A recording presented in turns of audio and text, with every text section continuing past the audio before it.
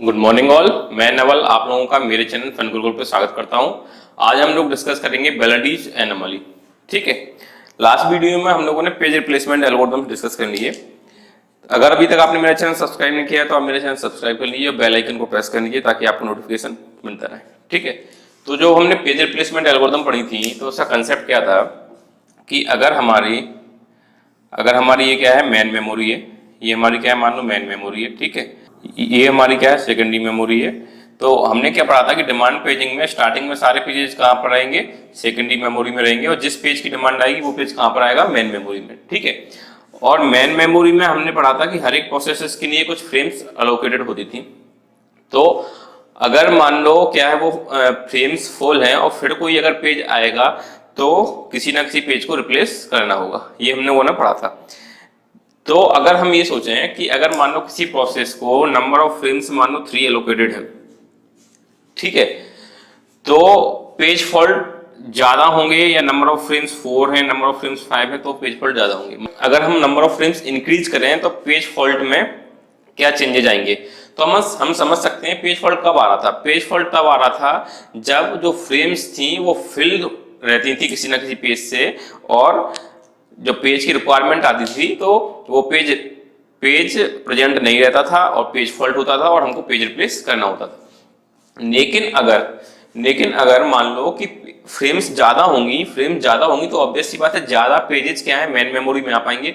ज्यादा page main memory में आ पाएंगे तो पेज फॉल्ट कम होना चाहिए। क्यों? क्योंकि ज्यादा पेज अगर मेन मेमोरी में आएंगे तो जिस पेज की रिक्वायरमेंट आई वो पेज मेन मेमोरी में अवेलेबल ना हो, ऐसा कम चांसेस पड़ेंगे।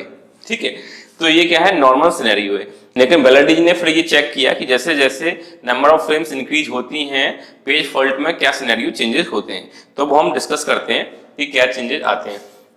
ये हमने एक पेज रेफरेंस ले रखा है। ठीक है, ये एक पेज रेफरेंस है। मान लो डिमांड पेजिंग में हम चेक करते हैं कि जब फ्रेम 3 है और जब फ्रेम 4 है, जब फ्रेम 3 और फ्रेम 4 है तो FCFS, ऑप्टिमल और LRU किस तरह से परफॉर्म करते हैं। ठीक है, तो सबसे पहले हम ऑप्टिमल देखते हैं। तो अगर नंबर ऑफ फ्रेम्स क्या है, 3 है, तो ऑप्टिमल कैसे परफॉर्म करेगी हम देखते हैं। सबसे पहले 0 आया तो 0 के लिए पेज फॉल्ट, फिर 1 आया, फिर 1 के लिए पेज फॉल्ट, 2 आया, 2 के लिए पेज फॉल्ट, क्योंकि ये अवेलेबल नहीं है। अगर आपने अभी तक पेज रिप्लेसमेंट एल्गोरिथम नहीं पढ़ी है तो डिस्क्रिप्शन पे लिंक है, आप देख सकते हैं। ठीक है, नेक्स्ट आया 3, तो 3 के लिए पेज फॉल्ट होगा तो कौन सा रिप्लेस होगा। फ्यूचर में डिमांड किसकी बाद में है, 0 1 2, 2 की डिमांड बाद में है तो 2 रिप्लेस होगा 3 से, तो एक और पेज फॉल्ट हो गया। फिर 0 0 अवेलेबल है, 1 1 अवेलेबल है, 4 आया, 4 का ये पेज फॉल्ट होगा, क्या रिप्लेस होगा, 0 1 3, 3 की डिमांड बाद में है तो 3 रिप्लेस होगा, एक और पेज फॉल्ट। देन फिर 0 अवेलेबल है, 1 अवेलेबल है, 2 2 के लिए पेज फॉल्ट होगा, क्या रिप्लेस होगा, फ्यूचर में डिमांड देखेंगे 3 4, मतलब 0 और 1 की डिमांड नहीं है तो 0 1 में से कोई भी रिप्लेस हो सकता है, तो हमने 0 को रिप्लेस कर दिया 2 से। ठीक है, देन क्या आएगा, 3 आएगा, तो 3 अवेलेबल नहीं है, कौन रिप्लेस होगा, 1 और 2 में से कोई भी रिप्लेस हो सकता है, हमने मान लो 1 को रिप्लेस कर दिया। ठीक है, तो एक और पेज फॉल्ट हो गया। देन 4, तो 4 अवेलेबल है। Total number of page fault कितने हुए, 3 और 3 6 और 1 7, 5 और 2 7। मतलब अगर ऑप्टिमल के केस में अगर फ्रेम 3 थी, हम यहाँ पर लिख लेते हैं, अगर फ्रेम क्या है, फ्रेम 3 है तो ऑप्टिमल, LRU और FCFS। तो ऑप्टिमल ने कितनी पेज फॉल्ट आए, 7। ठीक है, अब हम देखते हैं जब फ्रेम 3 है तो LRU कैसे परफॉर्म करती है। तो LRU को हम देखते हैं।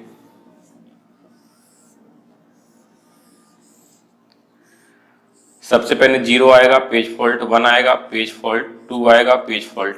ठीक है, 3 आएगा तो पेज फॉल्ट होगा, फ्रेम अवेलेबल नहीं है तो रिप्लेस होगा पेज, कौन सा पेज रिप्लेस होगा, तो हम देखेंगे पास्ट में कौन सा पहले यूज हुआ था, 2 1 0, मतलब 0 रिप्लेस होगा 3 से। ठीक है, फिर 0 आया तो 0 अवेलेबल नहीं है, पेज फॉल्ट होगा, तो कौन सा पेज फॉल्ट रिप्लेस होगा, 3 2, मतलब 1 रिप्लेस होगा किससे, 0 से, एक और पेज फॉल्ट हुआ। देन 1 आया तो एक और पेज फॉल्ट, एक और पेज फॉल्ट क्योंकि 1 अवेलेबल नहीं है, तो कौन सा रिप्लेस होगा, 0 3 2 रिप्लेस होगा, ठीक है। फिर 4 आया, 4 अवेलेबल नहीं है तो कौन सा रिप्लेस होगा, 1 0 3 मतलब 3 रिप्लेस होगा, एक और पेज फॉल्ट, ठीक है।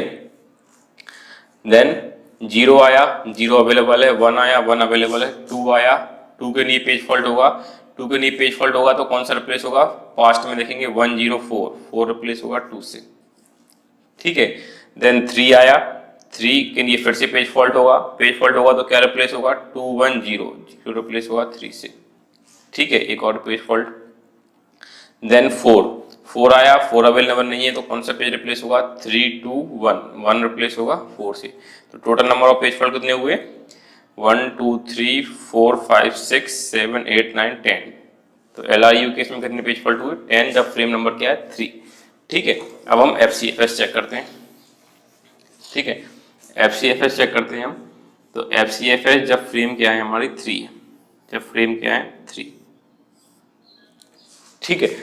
तो हम क्यू बना लेते हैं सबसे पहले FCFS के लिए। 0 आया, पेज फॉल्ट, 1 आया, पेज फॉल्ट, 2 आया, पेज फॉल्ट, ठीक है।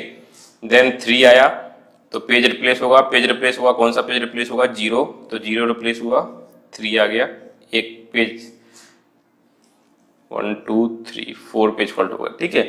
देन फिर 0 आया, 0 अवेलेबल नहीं है तो पेज फॉल्ट होगा, तो कौन सा पेज रिप्लेस होगा, 1 रिप्लेस होगा, किससे, 0 से, ठीक है। तो एक और पेज फॉल्ट हो गया। देन 1 के बाद 0 के बाद क्या आएगा, 1 आएगा, 1 आएगा तो 1 अवेलेबल नहीं है तो पेज फॉल्ट होगा, कौन सा रिप्लेस होगा, 2 रिप्लेस होगा, ठीक है, 1 आ गया, एक और पेज फॉल्ट। देन 4 आया तो 4 के लिए पेज फॉल्ट, 4 के लिए पेज फॉल्ट तो कौन सा रिप्लेस होगा, क्योंकि स्टार्टिंग में क्या है, 3 है, तो 3 रिप्लेस होगा, 4 आ गया, एक और पेज फॉल्ट। देन 0 आया, 0 अवेलेबल है, 1 आया, 1 अवेलेबल है, 2 आया तो 2 के लिए पेज फॉल्ट, क्योंकि 2 अवेलेबल नहीं है तो कौन सा रिप्लेस होगा, 0 रिप्लेस होगा 2 से, एक और पेज फॉल्ट। देन 3 आया, 3 अवेलेबल नहीं है तो कौन रिप्लेस होगा, 1 रिप्लेस होगा, तो एक और पेज फॉल्ट, ठीक है। 4 आया, 4 अवेलेबल है, ठीक है। तो total number of page fault कितने आए FCFS में, 1 2 3 4 5 6 7 8 9, total number of page fault आए 9, ठीक है। तो हमने देखा कि जब नंबर ऑफ फ्रेम्स क्या थी, 3 थी, तो ऑप्टिमल केस में नंबर ऑफ पेज फॉल्ट कितने आए, 7, LRU केस में कितने आए, 10, FCFS केस में कितने आए, 9, ठीक है। तो अगर अब हम फ्रेम्स 4 करेंगे तो ये नंबर ऑफ पेज फॉल्ट्स कम आने चाहिए। क्यों कम आने चाहिए, क्योंकि पेज नंबर ऑफ फ्रेम ज़्यादा होंगी तो ज़्यादा पेजेस की मेन मेमोरी में होने की पॉसिबिलिटी है, तो नंबर ऑफ पेज फॉल्ट कम होने चाहिए, ठीक है। तो हम चेक करते हैं कि जब अगर हमारी फ्रेम्स क्या है, 4 है, जब अगर हमारी फ्रेम्स क्या है, 4 है, तो हम चेक करते हैं सेम एग्जांपल से कि जब हम अगर हमारी क्या है फ्रेम, अगर फ्रेम 4 है तो ऑप्टिमल कितना देता है, LRU कितना देता है और FCFS कितना देता है, ठीक है। तो हम सबसे पहले ऑप्टिमल से सॉल्व करते हैं।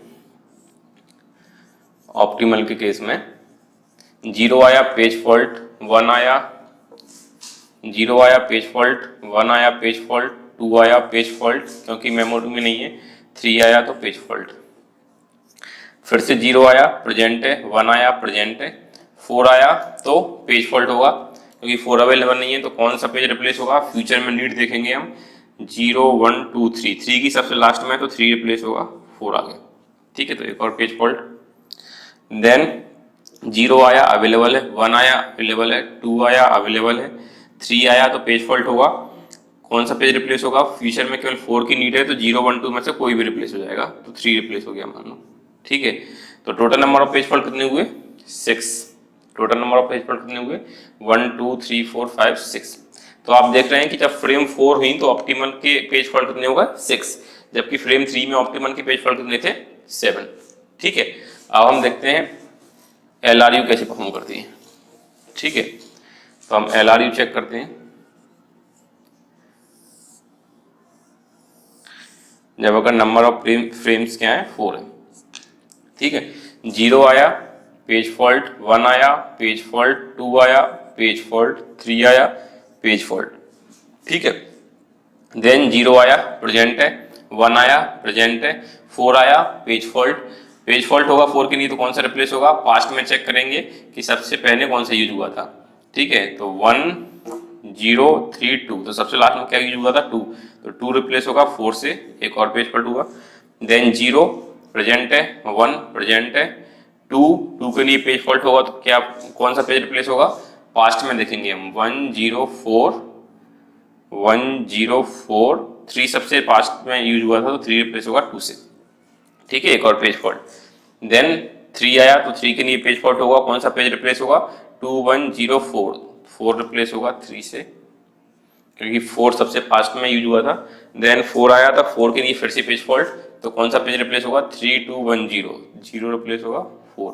तो नंबर ऑफ पेज फॉल्ट कितने हुए, नंबर ऑफ पेज फॉल्ट हुए 8, 1 2 3 4 5 6 7 8, तो 8 पेज फॉल्ट हुए।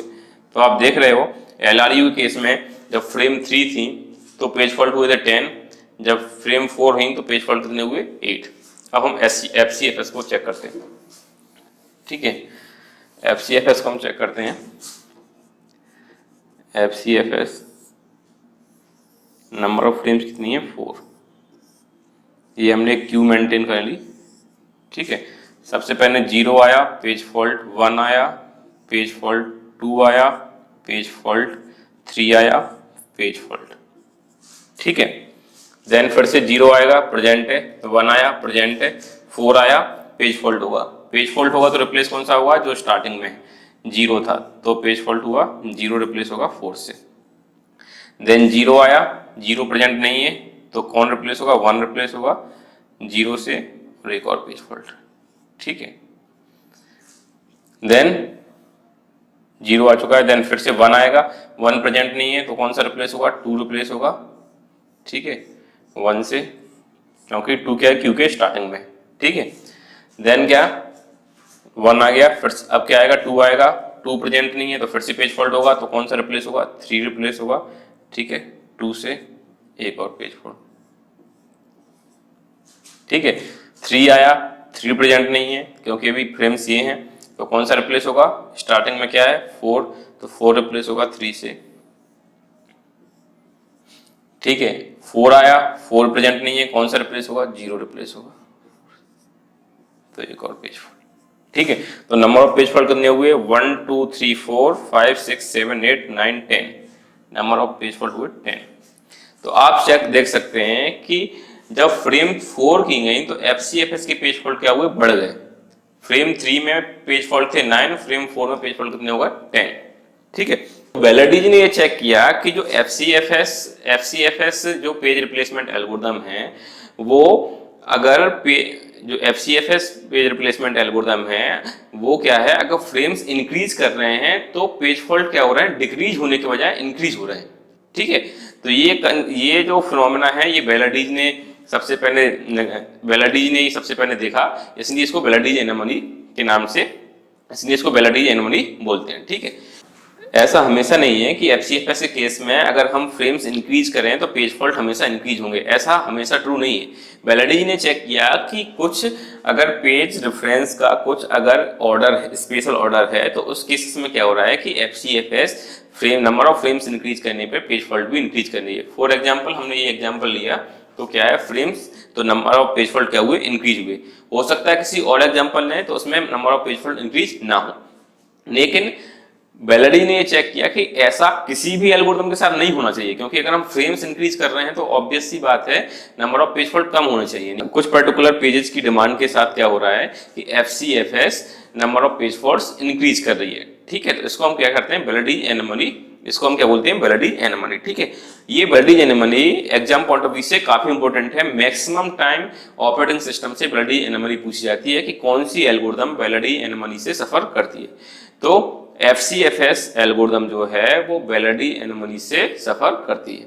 ठीक है, तो इस वीडियो में हमने क्या पढ़ा, वेलडी एनोमली। वेलडी एनोमली क्या कहती है कि अगर हम नंबर ऑफ फ्रेम्स इंक्रीज कर रहे हैं तो पेज फॉल्ट डिक्रीज होने चाहिए, लेकिन FCFS क्या है, कुछ केसेस में number of page fault increase करती है, तो FCFS वेलडी एनोमली से सफर करती है। ठीक है, आई होप आपको ये कंसेप्ट समझ में आया होगा।